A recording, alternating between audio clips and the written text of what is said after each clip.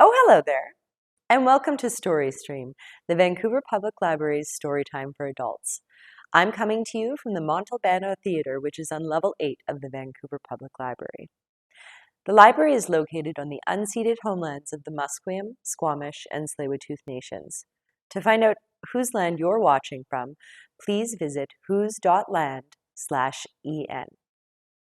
Now today, we have a very special guest, author and actor, and also our writer-in-residence for 2021, Chris C.C. Humphreys. Today, he'll be reading his story, The Ankle Bracelet. Now, without further ado, please join me in welcoming Chris to StoryStream. Hello, I'm Chris Humphreys, otherwise known as C.C. Humphreys, and I'm the writer-in-residence at the Vancouver Public Library, and I'm in the creative residency offices right now, my own office, where I'm recording. The short story I'm going to read to you today, it's the second one. You may have watched the first one, Where the Angels Wait. This is the second story that I had published by this magazine called Pulp Literature. The people who run it are wonderful. This magazine is great. It's mainly short fiction, some poetry, and extracts from some longer works. And they approached me about short stories, and the first one I did, which is what I read before, Where the Angels Wait, had been buried in a drawer for years, much similar to this one, because I'm not really a short story writer.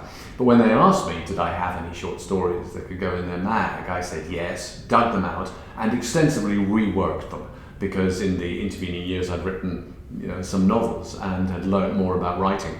So I was delighted to revisit them.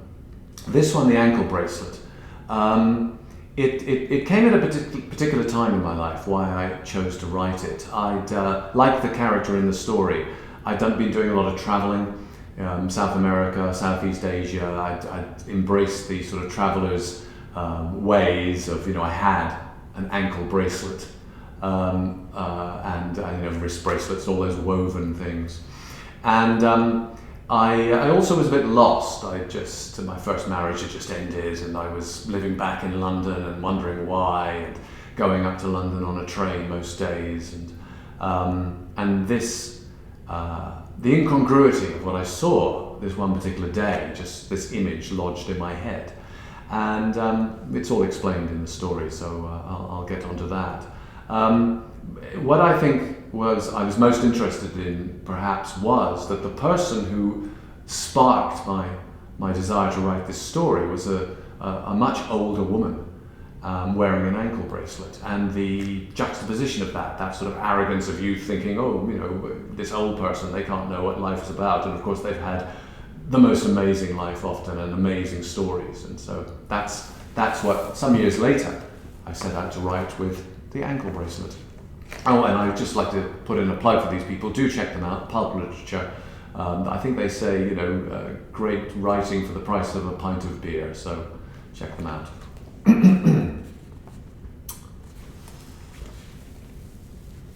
The Ankle Bracelet by C.C. Humphreys.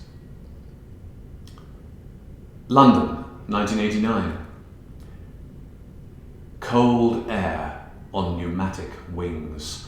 The 7:58 Hampton Wick to Waterloo delayed. More commuters jostling for fewer seats. Newspaper fences erected, space staked out in headlines that variously say, "No trespass." Reggae bleeds from Walkman headphones, while a teenager maintains her stare against suited disapproval. He's been lucky, or more than usually competitive. A race won, a seat seized, a triumph tainted as the train pulls away and he realizes what victories he now celebrates. He has his defenses. Siddhartha in his Chiang Mai bag. But Hess has remained stubbornly unread, and the bag contains the same files as the next man's briefcase. His mother's enthusiasm clings to him like her porridge to his stomach. He's a good prospect, everyone says so. He had his time, right and proper for a young man to get out and see the world. Now he's back and 3 rungs higher up the ladder due to his worldliness, his personality, and he knows his mother thinks. his sandy hair and green-flecked eyes. Surrounded by the morning's inked gloom, pulled towards the city as towards a pit, his body twisted because he hates facing backwards, he looks down, and a glitter transfixes him. An ankle bracelet. Under a nylon stocking, its glow is diffused, movie star lighting.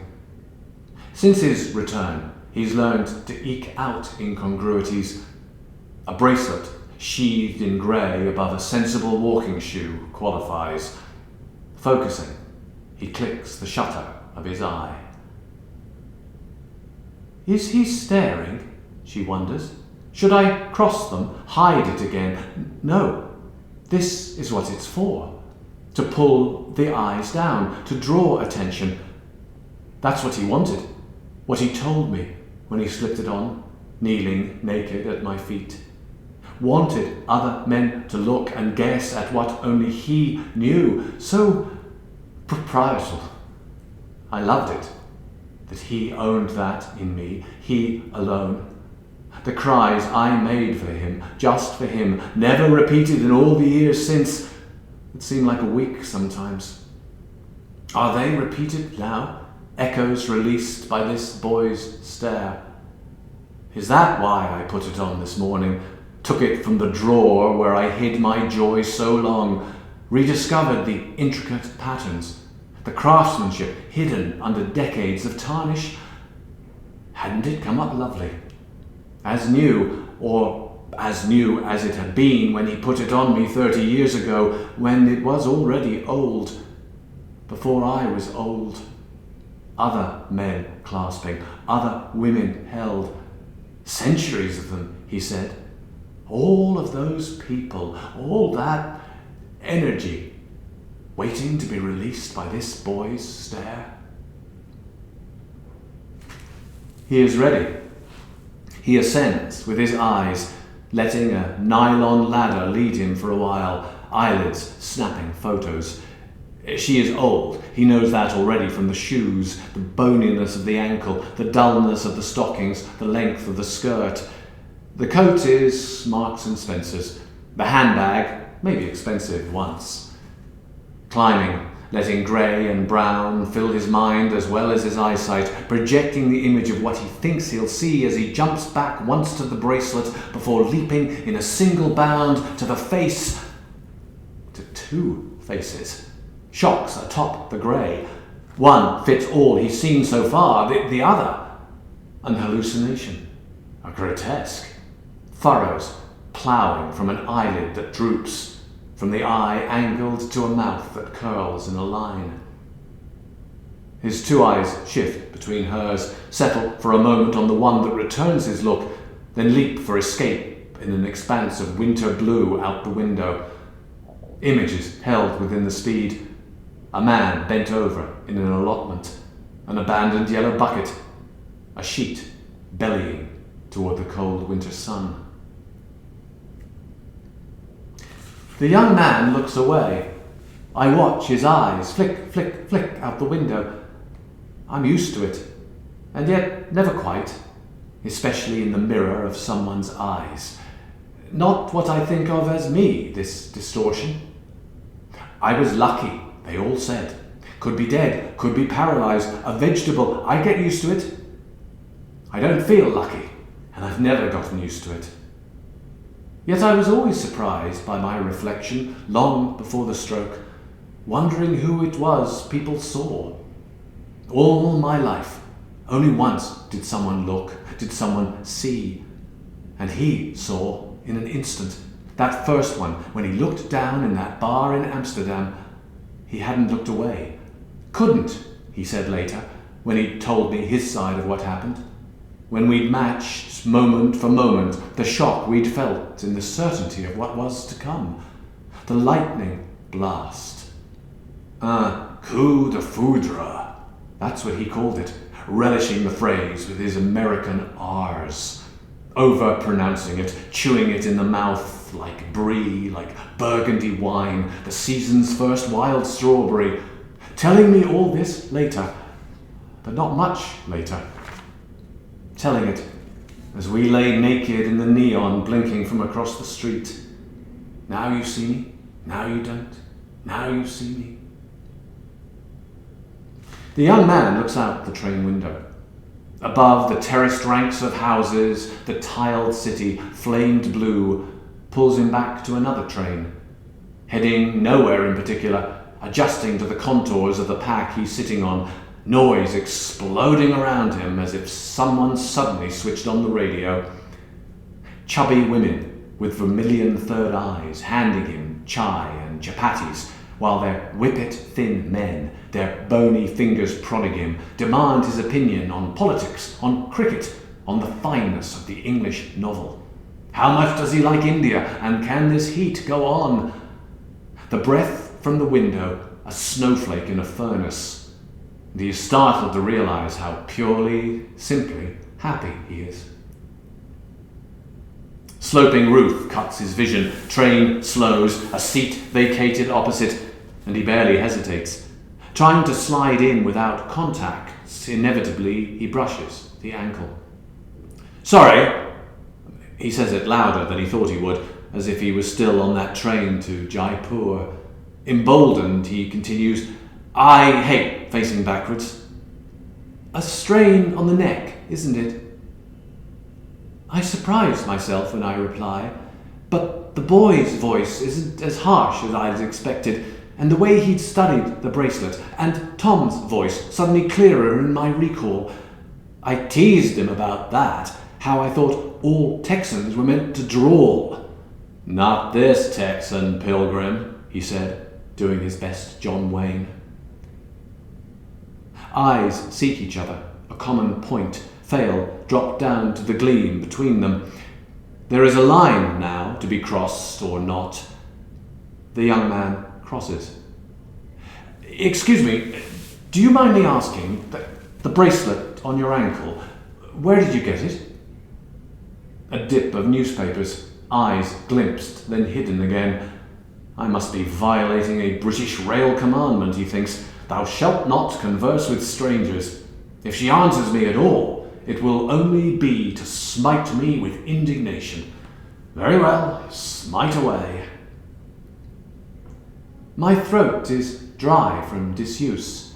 I got it in Amsterdam, was given it in Amsterdam, nearly 30 years ago. She turns towards him. Now he is looking full into that face, those two faces, one twisted, one soft. Uncertain which one to address, he looks down. The bracelet has figures on it. A snake, a fish, a hand, some kind of fruit. Exquisitely done.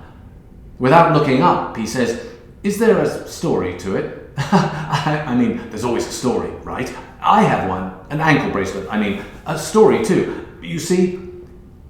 He is in too deep now. He crosses his leg, peels his sock down half an inch to reveal the cotton-coloured weave, aware more of the dark hairs on white skin, flashing it as if it were something illicit. Here you are, lady, yours for a £5. He covers it over, looks up, and the untwisted side of her face seems to be smiling, so he smiles too, and she says, very colourful. And you got it where? India, Kashmir. I was travelling for a year. Travelling to all over, nowhere in particular. Journeys, not destinations. No, he thinks, not that rant, not here. Not today, though. Sorry. Today, I assume you have a destination. He'd forgotten for a moment. His ankle bracelet usually makes him forget for a moment. Yes, I work now in London, near Waterloo. Like my daughter, I think, but don't say, not sure why. Maybe because this isn't about her, not yet. It is the destination, of course, the purpose, to tell Amy everything. But maybe this conversation with this stranger is somehow the journey? It is so difficult. I'd sat in this corner, trying to focus, to give order to what I need to say, to shape it into something better, maybe, than bare facts would allow. but I drifted into the numbness that has always been a refuge, ever more so since the stroke, until this boy with his own ankle bracelet. I'm sorry, have I upset you? His voice, his face. I refocus on his concern, only now aware of the moisture running down my cheek. No, not the wet, I can't feel that anymore. The motion. I pull out a handkerchief, dab. No, it's not you, it's involuntary. I've been unwell. He doesn't know why he says what he says next. Would you like to tell me about it? I mean, I'd like to hear, be grateful to hear the story of the bracelet. She smiles lopsidedly. In the 10 minutes we have left on the train, I don't know whether I could be that succinct. He's in now, too deep. Perhaps a cup of tea at Waterloo? She doesn't answer. She is looking out of the window again. He thinks he's lost her, and then she turns back and half her face smiles.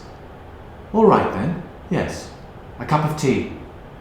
A cup of tea and a story. Costa coffee. Yellow formica, carelessly wiped, smears of tea like wave marks on sand. He puts the cups down, wondering how to begin. He has already begun, initiated. Somehow this has become more than the evasion of work. It is provocation, pushing them to make a decision. He discovered that he liked life to decide for him, let the winds blow him around. Someone says, the Lacta's beautiful in November, and there he'd be, watching the sunset from under his mosquito net, letting life decide, and yes, he could admit it, pushing sometimes too, pushing people. Go there, do that. It's over, can't you see? Pretense of sadness, bubbling joy, watching the train recede with his recent love, diminishing to a smudge, a tail of smoke, lost to scattering wind. He has already begun. He is here for a story, and other motivations could take their turn with the consequences. He can feel the wind in her breath, cooling her tea. It calms him. He waits. Angled cup to the side. The only way I can blow now, sipping that way too.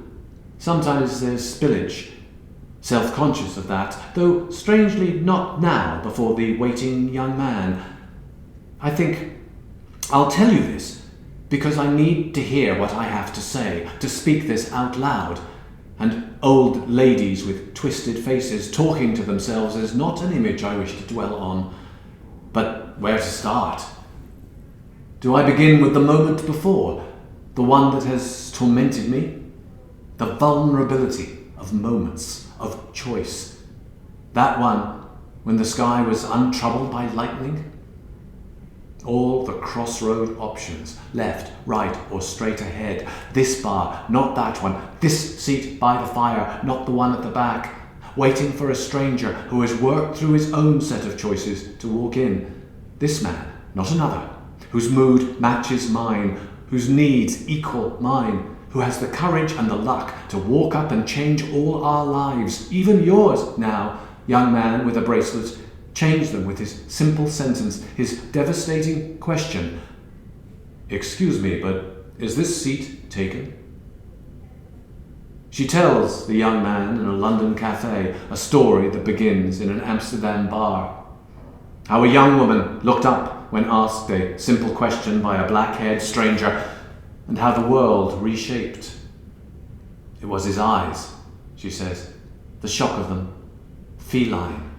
Almond lozenges, the left iris perfectly centered, the other offset.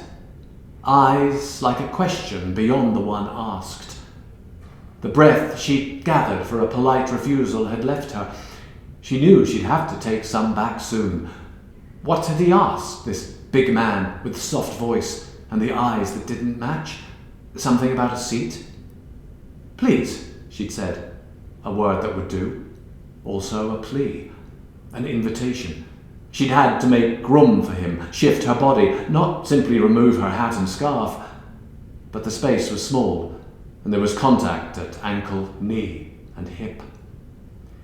His name was Tom, from Iowa, USA, originally, now living in Texas, and I was Edith, from Surrey, England, now living in Surrey, England. I had woken there that morning. I would be returning there to my little flat and my life in boxes, packed for the move to my fiancé's house, Gerald's house, also in Surrey, the move that now would not happen. It had been 3 days since he'd broken off the engagement, and I'd only removed from the boxes what I needed for the trip that my sister, Bea, had suggested I take. Carefully, she sips her tea, takes a breath. I told Tom all this quite quickly, as if getting it out of the way, as quickly as a sketch of his life in turn returned to me. His wife, a hint of incompatibility, no more. A son and daughter, twins, they ran in his family. He was one himself. She pauses, puts the cup down, and the young man thinks, selective revelation, recognizing a game at which he is adept. He'd been leaning forward because at first her voice was low, the articulation skewed. But it was as if a radio had suddenly aligned to the signal. He adjusts himself until he can see only the clear profile. The one he now realizes must have belonged to a face once startlingly beautiful. Not here, in formica-reflected neon, but lit by firelight in a smoky bar 30 years ago. Yes, he thinks, and for a moment envies Tom his timing. She tells him all of it. She does not shy from some intimacies, nor dwell on them. It is as if he is a canyon wall, and her words echo off him, while her eyes do not focus on him, do not seek understanding. He feels privileged to be impersonal, a priest in a confessional, without the need to caution, punish, forgive, to simply listen when she tells him all of it.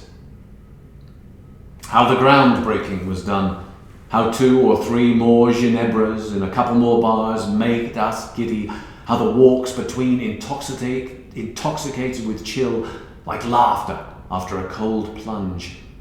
How somehow, gratefully, we ended up at my hotel, so the choice was mine. How I took it, gratefully, with just the time needed to breathe in again, take in those offset eyes, the question in them, the hint of an answer. I find I am not embarrassed to tell it all. If this is a rehearsal, I may as well get the words right.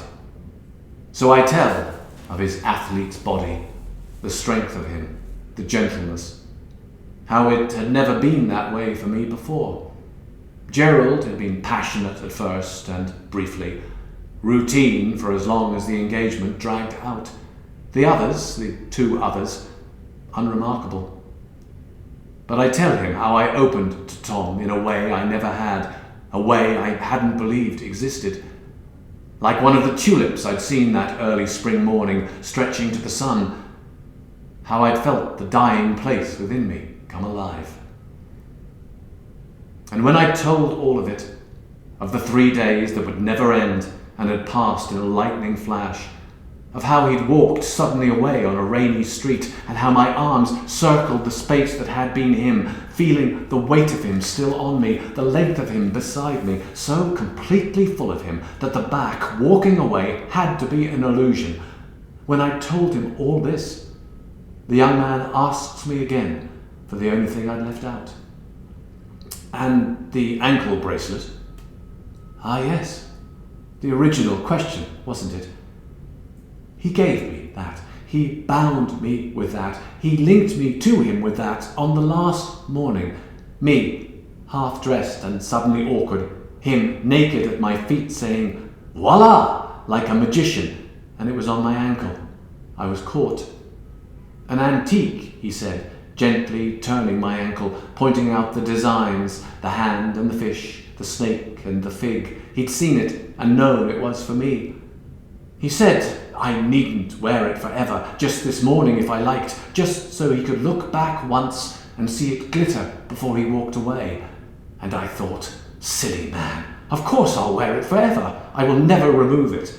And 4 weeks later, when I did, I cried for a day. Why did you? Gerald didn't like it. Said no wife of his was going to look like a Hong Kong whore. Gerald, your ex-fiancé. My then ex-fiancé. My now ex-husband. He died 2 weeks ago, 10 days before our 30th anniversary. He murmurs, I'm sorry, even though he's not. Thank you. So am I. Mainly for him. He died somewhat disappointed in life. He notices the teas before them, takes a sip, makes a face, says, Shall I get more hot water? She squints at her watch, shakes her head. I have to meet my daughter. I have a story to tell her, nearly the same one I've just told you, leaving out some of the details perhaps. They're too intimate for anyone but a stranger. She is gathering her things. Grey gloves, grey scarf, black bag. He is aware again now, as he hasn't been for a while, of her age, her stroke. She is receding from him, from who they'd been. His life returning, an office, waiting, explanations. But there is something unsaid still, something he doesn't understand, as she holds out her hand, as she is thanking him, as she is saying goodbye. Your daughter, do you have a picture? What mother doesn't? She reaches into her bag, pulls out a bulging, tattered envelope, selects a photograph. It's a few years old, but I like this one. 2 people. The woman, tall, bobbed, dark hair, framing an oval, pointing at a smaller man, fair-haired, also young, making a stupid face. He could see the resemblance between mother and daughter, the beauty he'd seen in the one profile reproduced.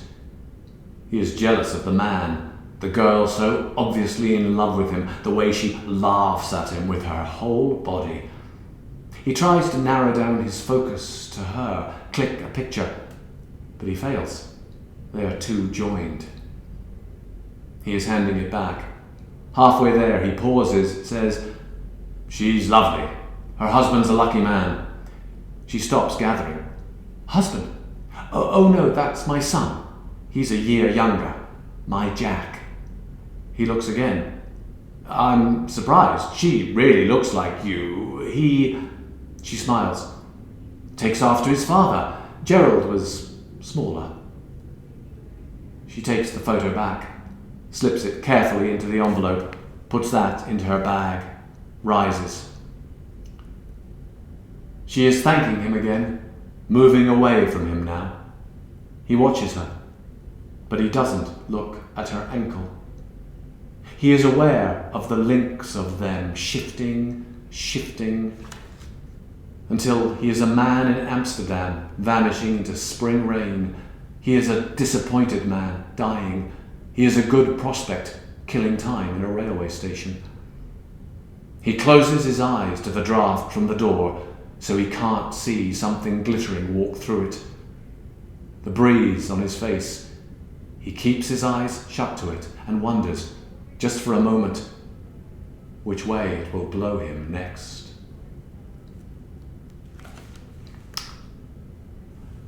This story, I don't know what it is about the story, but it always chokes me up slightly. So I apologise if there's any choking during the reading. And thank you so much for listening to it. Thank you. I hope to get your reactions to the stories. Please post them when you've seen the story and listened to it. Thank you again. Wow, Chris, that was fantastic. Thank you so much to all of you at home for tuning in to today's episode of StoryStream. To see more of our episodes of StoryStream, visit the Vancouver Public Library's YouTube channel and search for the StoryStream playlist. To learn more about upcoming programs, services, and events, visit us at www.vpl.ca. Thank you for joining us.